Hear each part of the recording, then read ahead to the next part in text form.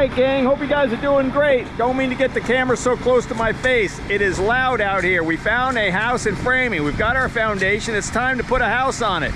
We got compressors running, we got nail guns running, and we got a heck of a large crew out here. And we're gonna bounce around between a couple of houses I found, and we're gonna learn a little bit and watch a little bit of stuff going on.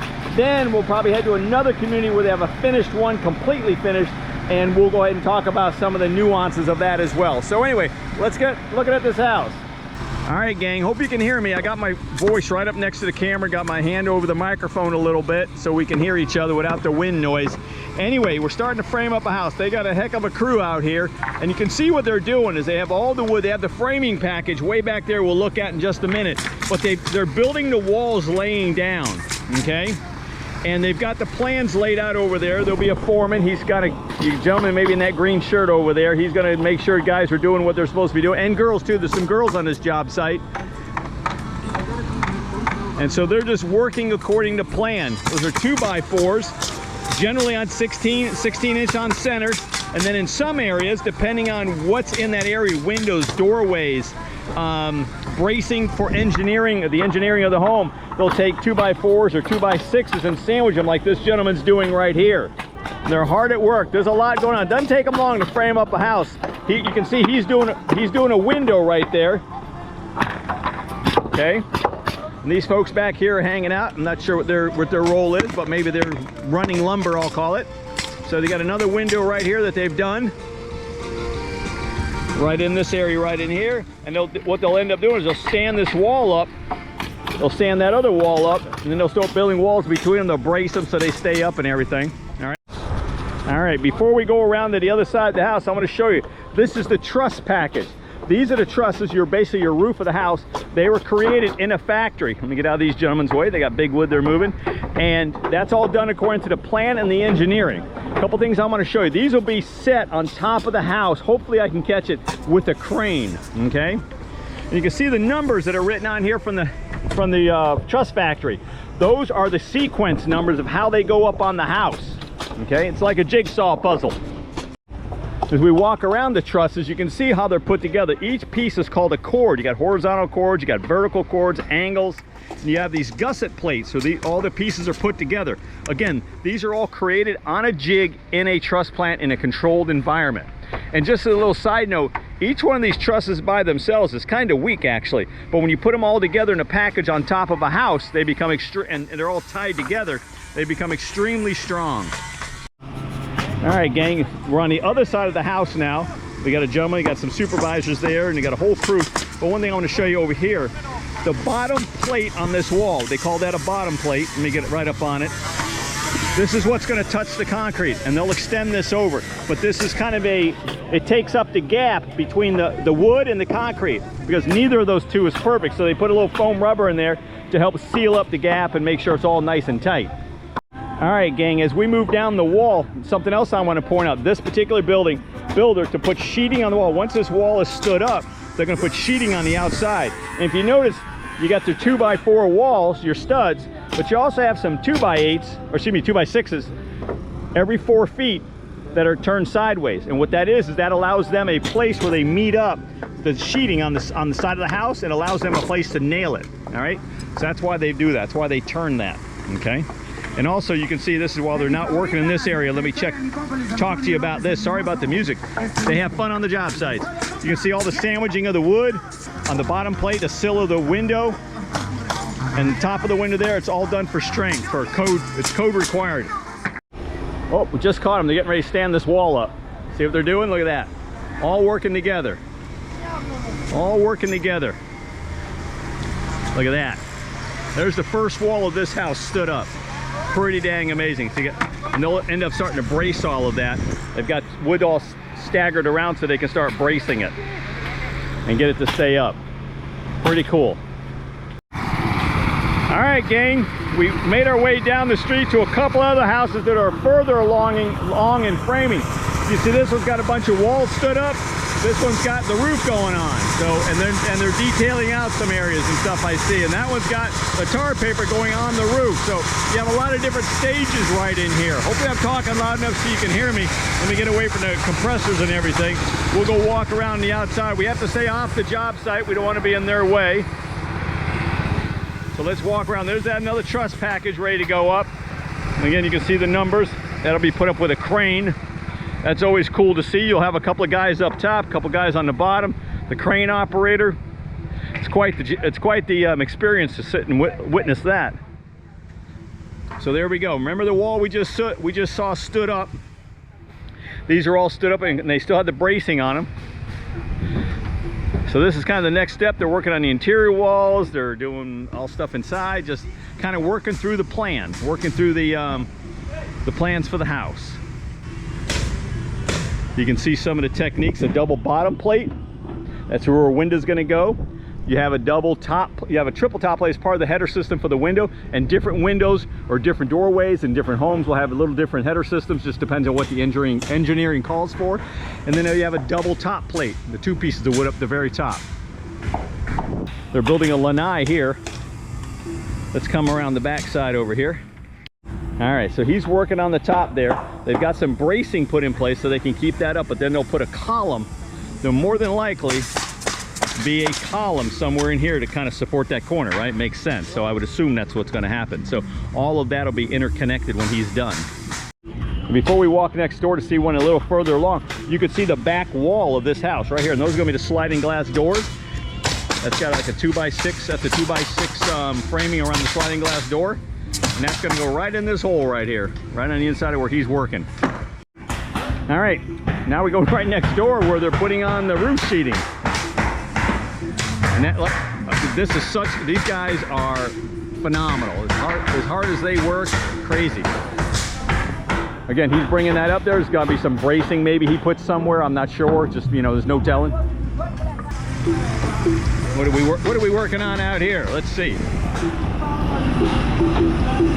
Well, he's finishing up some of the sheeting on the front wall for the elevation. You can see all the soffit overhangs they've built. That's all done when they do the truss package as well. And they're cutting some of the 4x8 sheets down to different angles and sizes that he needs up there. All right, guys, as they work to continue covering this roof, you'll see they roll out the plastic, and then as soon as they get it way out, they'll start putting nails in. And there's so many you need per code, so many per foot. So that's what they're doing up there, and they're trying to get it dried in. And when they get to the corners, they'll overlap in such a way that if water were to get under the shingles, it comes down. It doesn't get up underneath there, causing, you know, issues to your roof and all. All right, guys, we're arriving back on the original job site. You can see it looks like they're making a header of some sort over there, sandwiching a whole bunch of wood together. They've got this opposite wall, the one we were just looking at first. They got that stood up now. They got their bracing, and they're working on the back wall. Maybe we can watch them stand that one up real quick. Let's see, and that's probably why they're working on that header. It looks like a sliding glass door header. All right, I don't think they're going to be standing that one up anytime soon, but if you're ever building a house from scratch and you want to buy one of the trades, if you will, some lunch, these guys, I've done it before. I bought framers lunch before, pizzas, and they are so appreciative of it. It's amazing. They're building the bones of your house. We're gonna go find, because it's gonna be a little while before all these houses get to where they're supposed to be. So we're gonna go to another community, look at a couple more houses, I believe, different techniques some of the builders are using for different things. And then we'll look at a finished product that's been framed so we can look at some of the details and stuff. So let's head on over to the new neighborhood. All right, gang. We've seen a little bit of the early stages of framing, right? We just looked at that, but I came out to a different community today, and there's a couple different builders in this particular community, and they're doing a couple of different things with their homes, and they're right next to each other. So we'll get to look at a couple of different ideas. Nothing good, nothing bad, nothing right, nothing wrong, just different ideas when you're building a home. So different builders using different ideas. All right, you'll see the couple houses, a couple of these are just past framing, but this house was sheeted with zip board. This house was sheeted with standard OS&B board with a house wrap around it. Two different schools of thought. All right, gang, as we walk up to our first example, sorry about the wind out here. It's a little breezy out here at this community. This first builder decided to use, or their part of their process is using zip board. It's an OS&B board, which will go in the inside so you can really see it. But it's a board that starts out that thick at the factory and gets smashed down through calendar rolling to about 7/16 of an inch, okay? And again, it's a strand board with the glue all the way through it, part of the framing process, or the sheeting of the house, which is part of the framing process. And you can see, let me go over here on this side so you can actually see it in the light. It's an OS&B board, all right? And all these pieces of wood, these little chunks of wood, these strands are put into a big vat. They're put into a calendar roll system, and it's compressed down through multiple rolls from about 6 or 7 inches, probably down to about a ½ inch, and glue is inserted into it throughout the process. It kind of adds a strength and a water resistance to it, okay? And we'll go back outside and show you the tape they use on it. All right, as we come back outside, you can see the logo, the branding of the zip system on the outside, and the green coating on the outside primarily for their logos and stuff. But you can see that the tape they use on the board itself, and the flashing tape, okay? Every seam, every joint where the boards come together has that tape. It's kind of a rubberized tape that as it gets hot, after the siding goes over years, this is gonna get hot.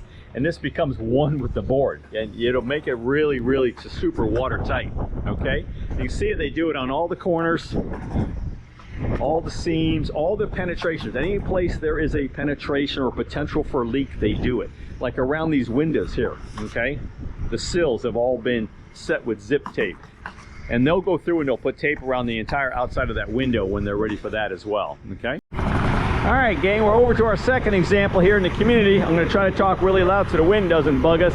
You can see they're roofing it. This is a great time to watch them do a little roofing out there. They've got that, you know, the plastic type tar paper, the roof dried in. The roof is dried in with that. Help keep moisture away from that roof decking. And then of course they're up there with the shingles, and there's just different ways. This is a architectural shingle. It's got the different type tab look to it. And you'll see they're all over the roof doing that. They got the shingles up there. But let's go take a look at the actual sheeting of this particular house. As you can see, trying to walk through the dirt here, as you can see, this is more of a traditional look. It's got the wall sheeting, the OS&B board, the wall sheeting, and then it's got the moisture barrier, the old traditional moisture barrier on top of that. Then like the zip board house, this has all been flashed with tape. All right, and that just helps keep moisture out, keeps water as it comes down the wall. If it were to get behind the siding, it keeps water coming down from here over the top of this, not going up, down, and all the way out. And they put this piece on, then they put their verticals, then they put the horizontal over top. That way it's totally sealed up. There's no way for water to get in behind that. And they do that in all the openings. They also do that next door with when they're finished with the zip tape. They'll do it the same way over there. That's all, that doesn't change, okay? So if we walk inside, this helps keeps the moisture away from that board. And you come inside and you can see that the wall sheeting is an OS&B board type board, strand board. Then with this particular type of setup, they actually wrap the moisture barrier in through the openings, the window openings, the door openings, all of that, and that kind of keeps it completely sealed up as they foam it, they caulk the windows from the outside, so it creates, and then of course they flash tape like the zip board one, right? They saw the flash tape at the base of the window, so that's all nice and sealed up. Again, just two different schools of thought. One's a zip system, one's a traditional system with a moisture barrier, moisture wrap on the house. Not one of them's good or bad or better or worse. It's just most of the time it's a builder preference. It is a business model, cost factors, different costs involved with them. So they're both going to be great homes with great protection built in, and so I think you'll be fine either way. So that's my opinion on that. Now let's go take a peek at a completely finished home, and I'll show you some of the hardware they use and how they tie this whole thing together. All right. As we come up to the house, you'll see that this builder used zip board. Okay, you can see the tape like we talked about in the middle of the video there. And you'll notice on this home, some of these areas are left open. And the reason that is so the inspectors, the county inspectors, can look at the things like these tie downs that they use to make sure that the foundation and all, the wood, everything, I mean the bottom plates are tied to the foundation, all the footers and everything. So you'll see that as we walk through the house. And you'll see over here the same thing. Okay, so let's get on inside. And this house has had some other work done to it as well so far, but we're not going to get into all of that today. We're just worried about the framing. So we're going to bypass all of that, and we're going to go into maybe this front bedroom here, work our way through the AC ducts. All right. And as we know, we already talked about how they wrap the sill plates with the tape or the moisture barriers, all the stuff that they do depending on the system. But down here, if you look, this house, just like all houses, are tied to the foundation. That's what these bolts are. They're drilled into the concrete. They're put down, the bolts are put down in there with epoxy, okay? All these bolts. And in the corners and around windows and different areas, these brackets here, that holds everything together, all right? So as we move along the area, you can see that it's all along every so often. Different areas have different codes as how often those bolts have to be in, okay? And so they follow their way all the way around. Remember that ground rod we talked about on our concrete video, all right? That's what that is. Now, if we look up to the top, I'm gonna zoom in a little bit if you can. I'm gonna zoom the video when I edit it, but there's a screw that's in the top plates going up into that truss. And that's about a 6 or 7 inch screw that goes up into that truss. And it is along the entire outside perimeter. Every time a truss touches a wall system, it is there. And that helps hold the truss package to the wall system. All right, so let's go ahead and make our way. And you can see the truss package in this home all lined up there. I was hoping to be able to find this a job site where they're actually hanging trusses, but I did not. All right, and you'll see in this particular home, you got a lot of notes here. Okay, and that's the superintendent on the job site who works for the actual builder, who writes all of that stuff for the subs, because he sees things that he wants them to adjust, fix, correct, add, what have you. That's a way of communicating so that the punch crew for the framing company will come on site to see all those and make the necessary adjustments. So as you can see, those bolts are all the way through the house. Okay. And that, like I said, that helps it hold down. We talked about the bottom plate being pressure treated, double top plates up there, two 2x4s, you know. Some builders use 2x6 construction, some use 2x4s. It's all very good building. It's all engineered to the same standards, okay. There's a tray ceiling. Now when the truss package is created at the factory, okay, we talked about that.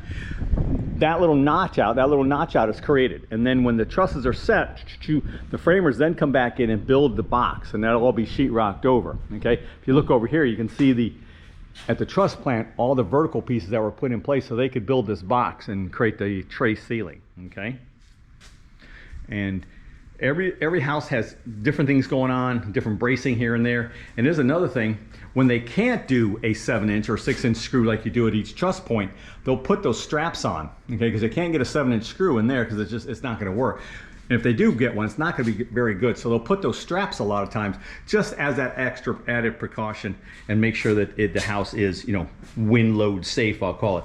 And remember, we got these straps in the corner. See, that one's even taller than the first one, and so is this one. All right, and again, just depends on the engineering, depends on what the building codes require in that area for the design of the home.